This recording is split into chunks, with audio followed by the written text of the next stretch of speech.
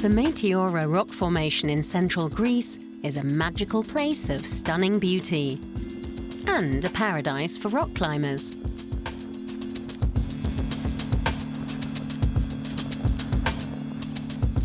Vangelis Batsios from the nearby village of Kastraki loves climbing here, like so many others. Climbing is my life, everything. Because every morning when I wake up, I see the rocks and I say, I must go there for climbing. I love the place. It's my life. It's thought these cliffs were formed over 20 million years ago from deposits of rock, sand and mud left by the streams which flowed through here at the time. To this day, natural caves in the region still bear traces of former hermitages. This is where, since the 9th century, pious individuals chose to live in total isolation. The caves could only be reached via tall wooden ladders. In the 12th century, monks began building larger monasteries in the area. Today, Meteora is best known for places of worship perched atop rock peaks up to 300 meters high. Initially, they could be accessed only with rope ladders or windlasses.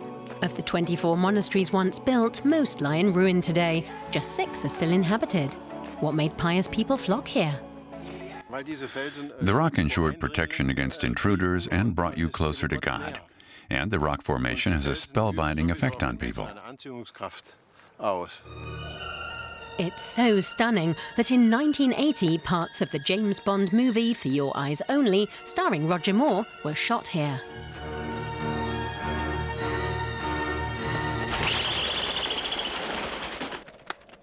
In one scene, Bond climbs up onto one of the peaks in pursuit of a villain, who kicks 007 off the rock. The 30-meter free fall was performed by Moore's stunt double, Rick Sylvester. We loved Roger Moore. He spent his free time strolling around town, going to restaurants. It was an interesting backdrop. And we were on good terms with Moore's stuntmen. Whenever they had time off, we'd go climbing together. And we'd hang out in the cafes and billiard halls of Karabakh and chat. Aristides Mitronatsios was 16 years old when For Your Eyes Only was shot. For a long time, Mitronatsios served as the president of the Meteora Rock Climbing Club. He still enjoys scaling rocks today and often meets other climbers here. Vangelis Batsios and Christos Tsorvakas are preparing to climb the iconic spindle monolith. 2 Germans kicked off the Meteora climbing craze during the 1970s. They set the first climbing routes and drove safety hooks into the rocks. Christos Tsorvakas is the first one to reach the peak, ensuring that Vangelis Batsios can safely follow.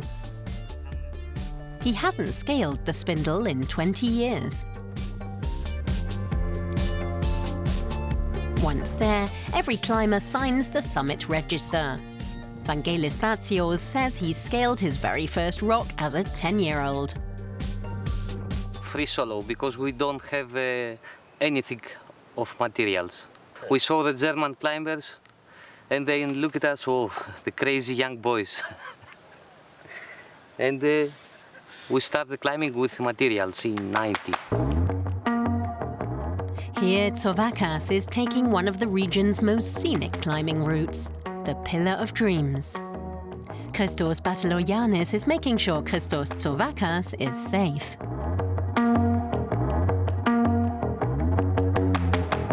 It's freedom, it's know yourself, know your limits and go above them. It's thinking out of the box. It's like yoga, try to relax when you are not in a relaxed position. I cannot think my life without climbing. Over the coming years, Christos Tsorvakas and Christos Batalogiannis plan to explore more and more of this gorgeous landscape. Who wouldn't?